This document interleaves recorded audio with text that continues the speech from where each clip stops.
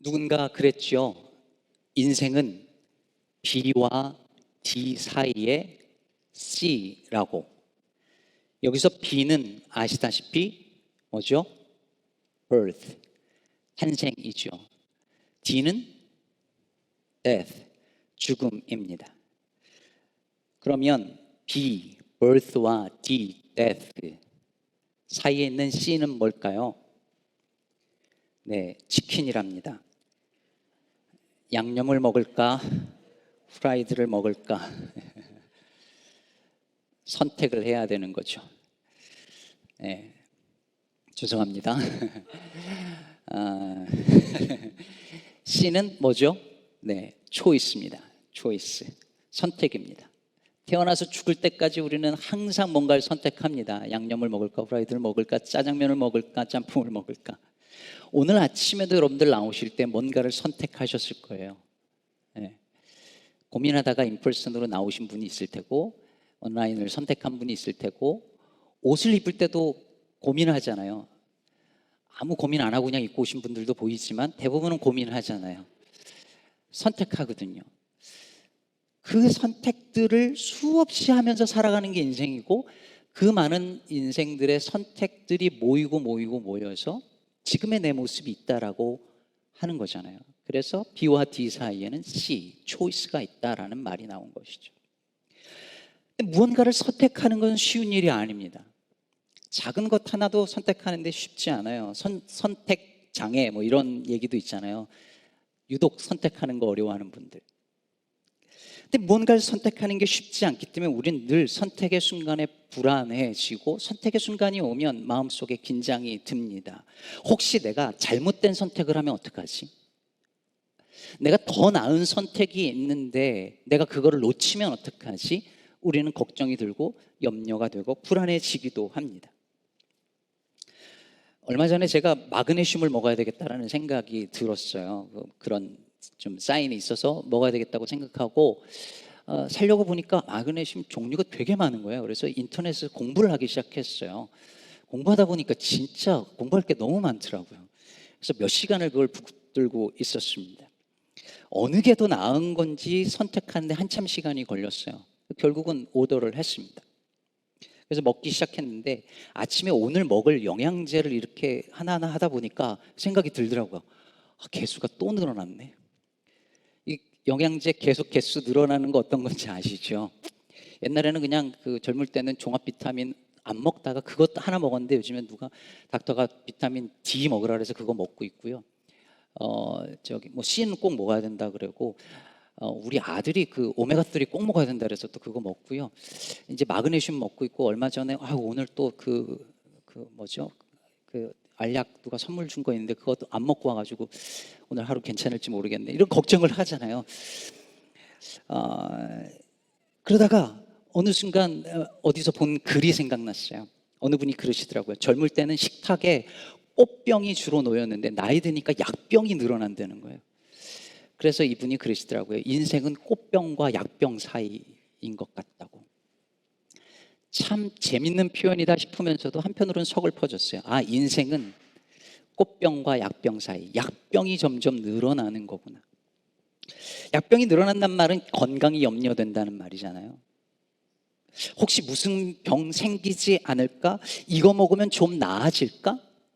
하면서 약병 개수가 늘어나고 영양제 개수가 늘어납니다.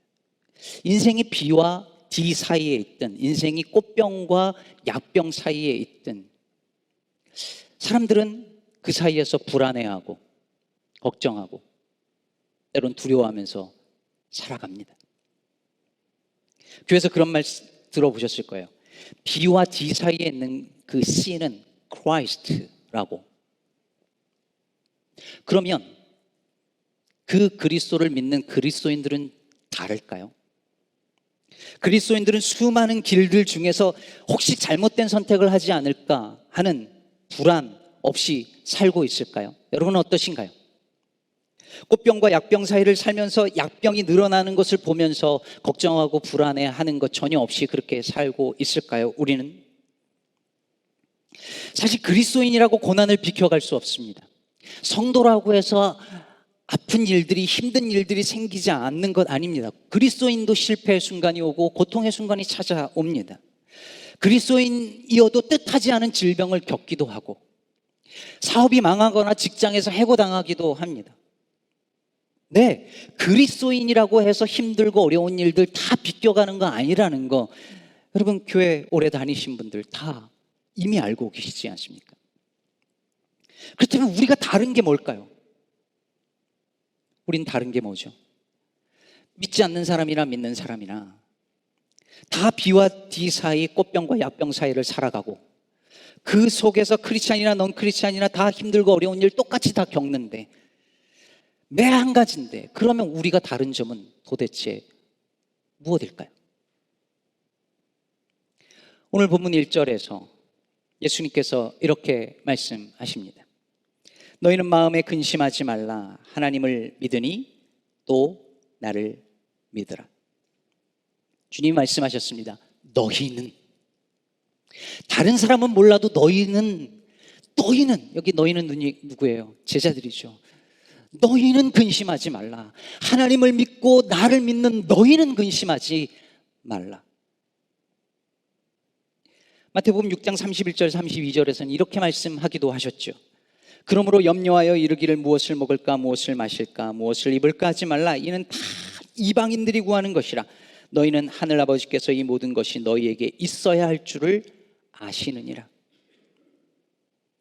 이방인들은, 예수를 알지 못하는 이들은 입을 것과 먹을 것으로 인하여서 염려하지만, 그럴 수 있지만 너희는 그러지 말라. 그러지 않아도 된다. 그러지 않아야 하지 않겠느냐 라고 말씀하십니다. 이게 차이죠. 그리스도인이라고, 그리스도인의 인생이라고 쉬운 것 절대 아니고, 성도라고 고난이 비껴나가는 것 아니고, 실패하고 넘어지는 것 다 똑같지만, 그러나 그에 대한 반응은, 그에 대한 태도는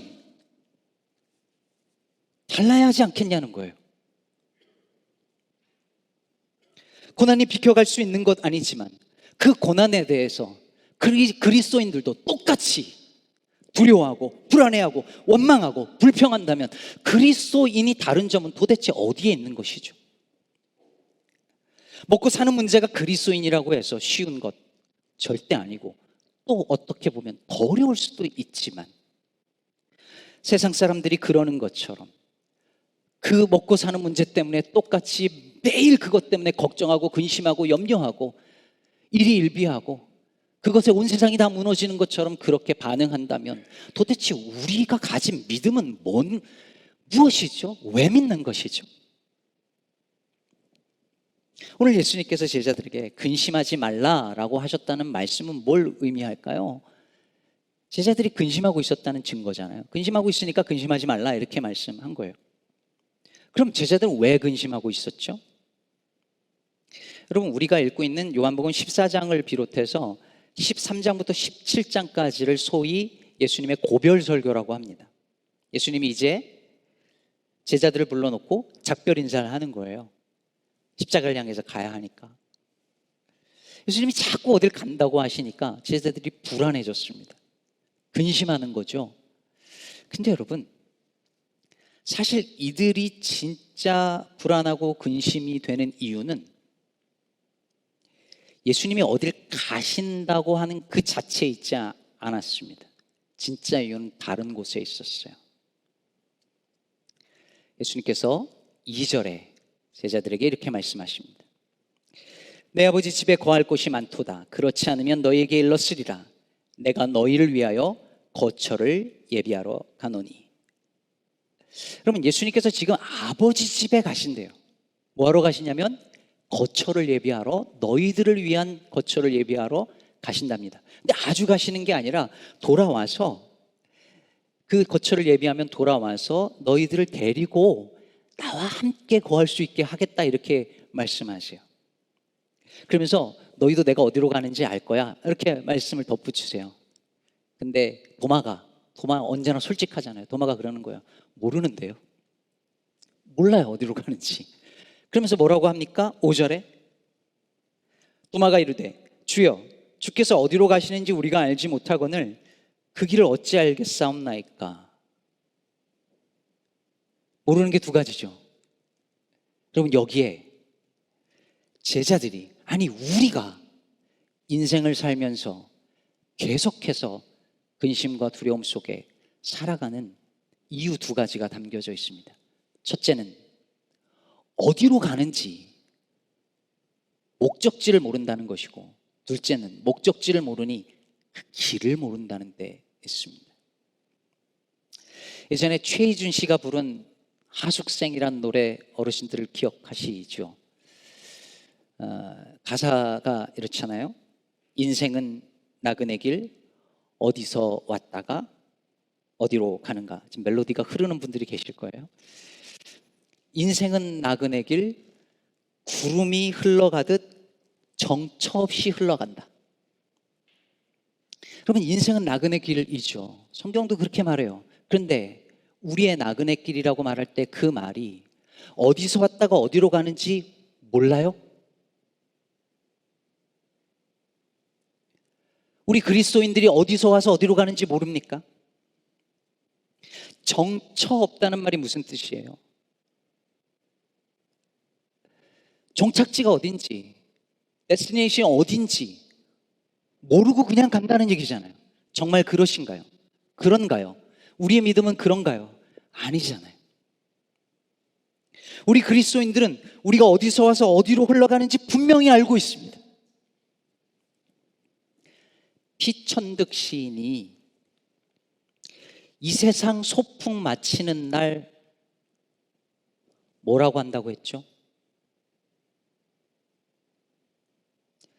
시를 이진성도에게 그랬는데 요즘에 이제는 안 잊어버리셨겠지 하고 제목을 고칠까 계속 고민하는데 그냥 계속 해야 될 것 같은 생각이 듭니다.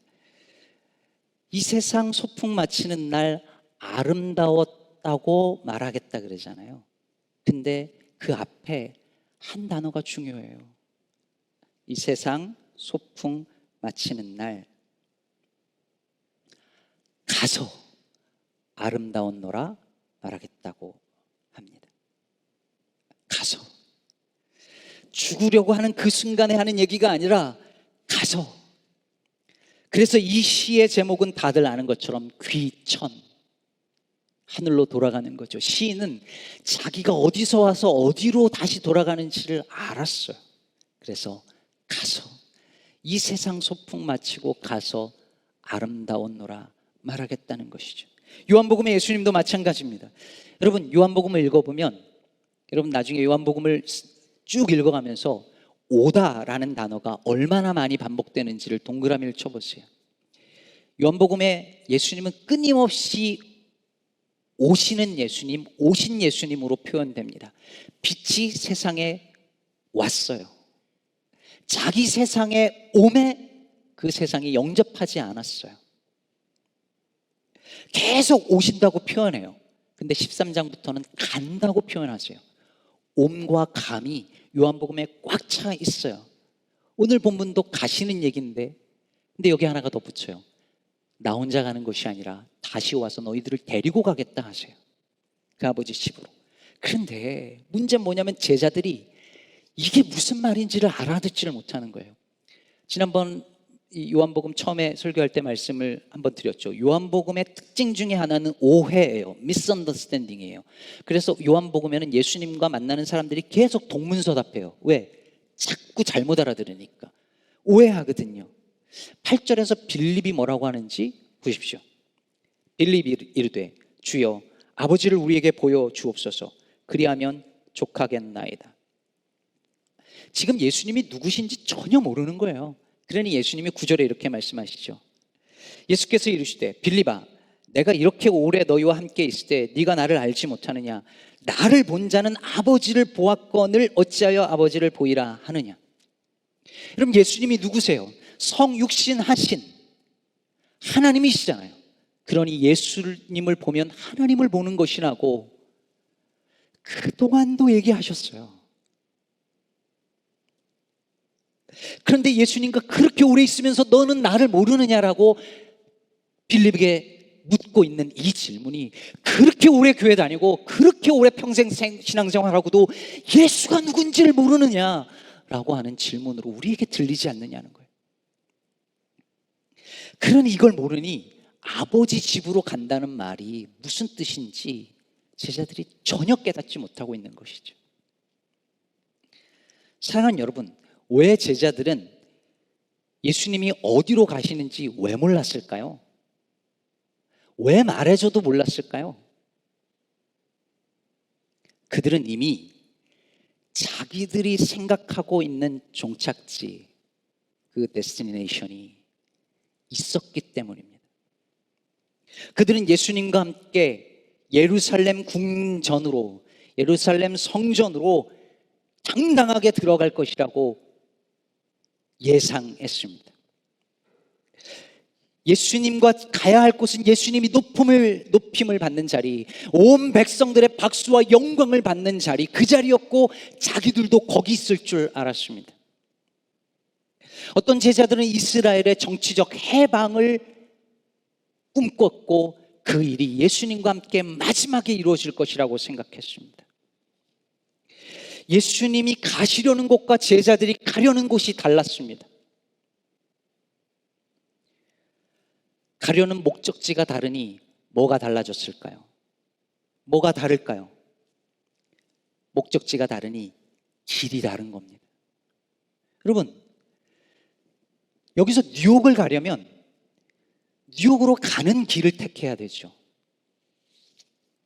뉴욕 가려고 생각하고 플로리다로 가는 길을 택하면 못 가잖아요. 그래서 여러분, 목적지와 거기로 가는 길은 둘이면서도 하나예요. 다시 말하면 하나님이라는 목적지와 그곳으로 갈 수 있는 길이신 예수님은 둘이면서 하나예요. 그래서 성부와 성자는 둘이면서 하나예요.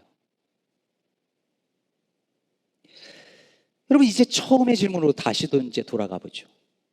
왜 그리스도인이라고 하는 사람들조차 비그리스도인들과 다를 바 없이, 아니 어쩌면 더 많은 경우 근심과 걱정 속에서 왜 벗어나지 못할까요? 왜 여전히 세상에서 일어나는 그 수많은 일들의 반응이, 태도가 왜 우리는 다르지 못하고 살아가고 있는 걸까요? 여전히 우리는 왜 거기에 절망하고 넘어지고 불평하고 원망하며 서로 미워하며 이게 남 탓, 누군가의 잘못이라고, 당신 잘못이라고 비난하며 오늘도 잘못된 선택을 하면 어떡하지? 이 길이 아니면 어떡하지? 두려워하며 그렇게 왜 우리는 다를 바 없는 반응을 보이며 사는 걸까요?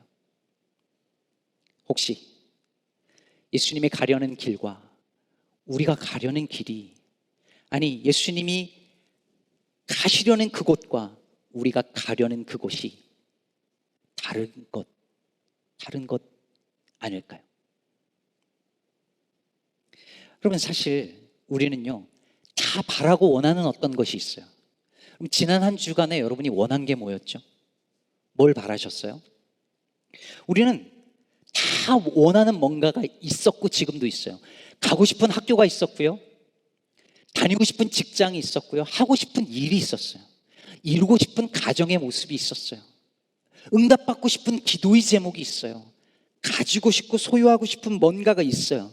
근데 그걸 이루고 싶고 가지고 싶고 성취하고 싶은데 길이 안 열리는 거예요. 길이 자꾸 막히는 거예요. 길이 막히고 돌아가기도 하고 어디로 가야지 몰라가지고 막막해요. 그러니 불안한 거죠. 그러니 근심하고 두려워하는 거죠.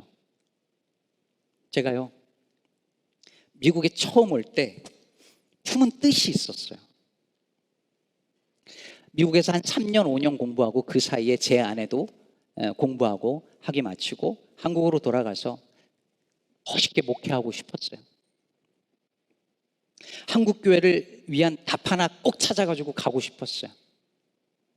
근데 자꾸 길이 막히는 거예요. 공부는 늦어지고, 목사 안수 자꾸 늦어지고, 제가 중학생이던 애 가르쳤는데 걔가 저보다 안수 먼저 받고, 이 공부 이게 늦어지니까 이게 다시 이제 박사과정 공부를 시작을 하면서 그래, 교수하는 길로 가야겠다 생각했는데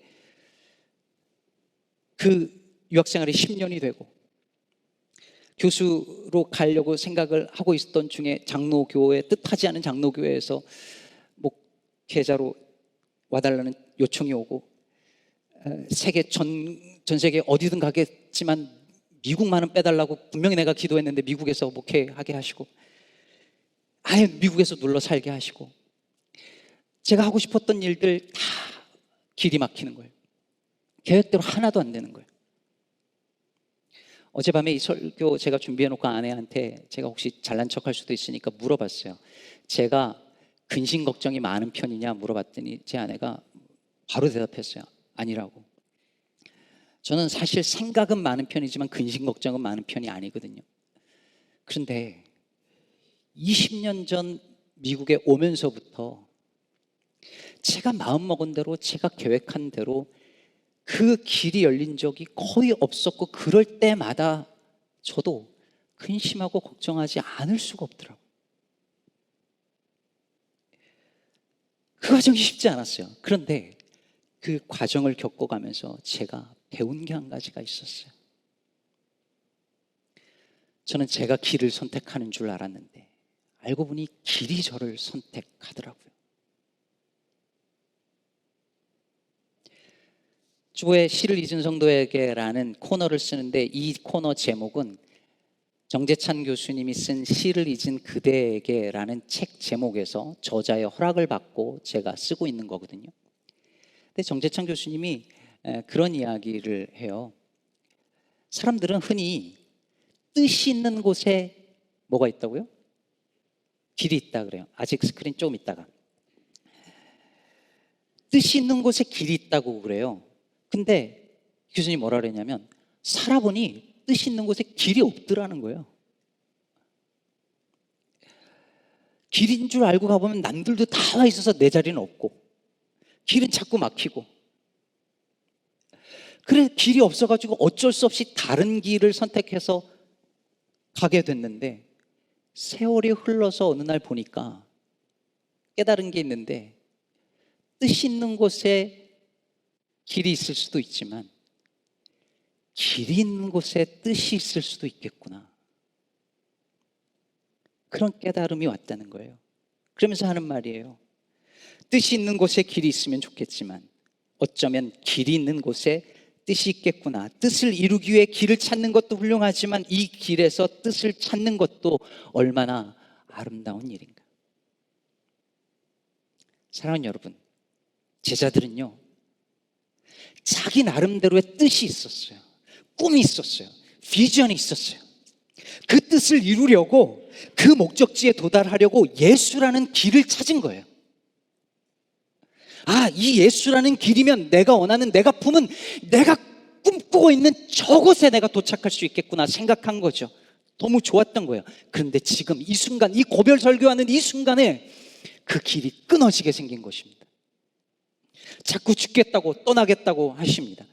예수님의, 여러분, 이 고별 설교를 가만히 잘 살펴보고 모세의 고별 설교를 신명기에서 한번 보세요. 이 둘이 아마도 요한이 의도적으로 비슷한 구석들을 마련해 놓았습니다. 여러분, 광야를 지나가면, 광야는 길이 없어요. 길이 없잖아요. 사막이니까. 누가 길이에요? 앞장서서 가는 사람이 길이에요. 그래서 모세는 이스라엘 백성들에게 길 그 자체였어요. 근데 모세가 죽어요. 그건 길이 끝나는 거였어요. 그러니 얼마나 두려웠겠어요.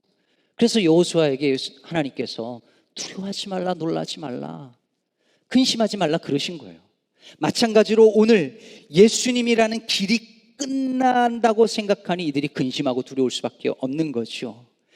내가 원하는 내가 품은 뜻을 이루기 위해서 이 예수라는 길은 있어야 되는데 길이 끝난다는 거예요. 그러니 가룟 유다가 어떻게 했습니까?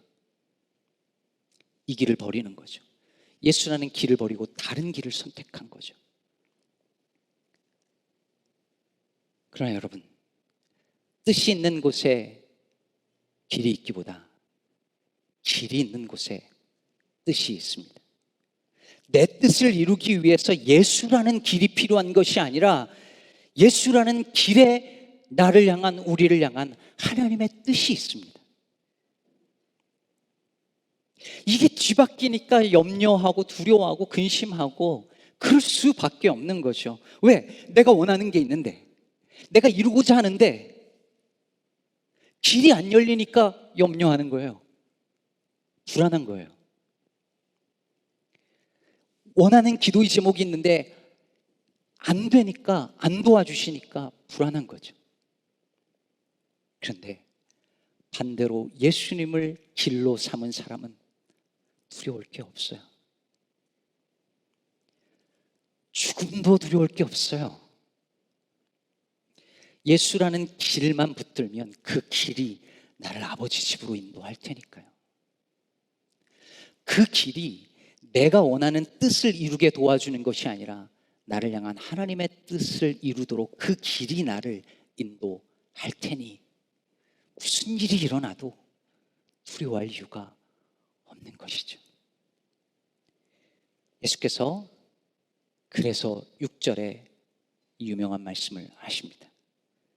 내가 곧 길이요 진리요 생명이니 나로 말미암지 않고는 아버지께로 올 자가 없느니라. 번역이 문맥에 맞게 너무 잘 표현했어요. 나로 말미암지 않고는 아버지께로 갈 자가 없느니라 하지 않고 올 자가 없느니라고 하셨어요. 왜요? 예수님과 하나님 아버지는 하나이니까. 둘이면서 하나이니까. 그런데 그 아버지께로 가는 그 길이 어떤 길인가, 예수라는 길이 어떤 길인가, 여러분 말씀을 맺으면서 이 한 가지를 붙드시기를 바랍니다. 내가 곧 길이다라고 말씀하신 예수께서 걸어가신 그 길은 십자가의 길이었습니다. 예수님이 십자가에서 죽으실 때 제자들은 생각했겠지요. 길이 끝났다, 길이 끊겼다 생각했겠지요. 그런데 예수님께서 죽음의 권세를 이기시고 부활한 순간 그제서 제자들이 깨달았을 것입니다. 십자가는 길이 끝나는 것이 아니라 십자가가 길이구나. 십자가라는 길을 통과하지 않고서는 아버지께로 갈 수가 없구나. 십자가가 길이구나. 지난 한 주 내내 새벽 기도하면서 이상하게 이 부분이 너무 마음이 아팠습니다. 왜? 이 놀라운 이 어메이징한 이 복음을 믿으면서도 우리 그리스도인들은 여전히 고난 앞에, 여전히 내게 일어나는 그 힘들다라고 하는 그 일들 앞에, 사람들의 말 한마디 앞에 여전히 이 복음을 알지 못하는 사람들과 전혀 다를 바 없이 똑같이 일비하면서 그렇게 불평과 원망과 두려움 속에서 그렇게 살아가고 있는가? 그게 너무 부끄러웠고 민망했고 하나님 앞에서 죄송스럽고 안타까웠습니다. 예수라는 이 길을 나의 길로 삼고 사는 사람들이 이거밖에 안 되나 싶어 저 자신이 부끄러웠습니다. 사랑하는 성도 여러분, 예수라는 길을 여러분의 유일한 삶의 길로 삼으시기를 주의 이름으로 축복합니다. 예수님의 십자가의 길이 본래 우리가 걸어가야 할 그 길이 십자가라는 것을, 그 길만이 우리의 길이라는 것을 기억하십시오. 그 길이 우리를 아버지의 집으로 인도할 것입니다. 부디 우리가 어디로 가는지 알고 그곳으로 가기 위해 예수라는 길을 나의 길로 삼고 그 길에 담겨있는 하나님의 뜻을 늘 붙들고 살아가는 저와 여러분 되시길 주의 이름으로 축복합니다.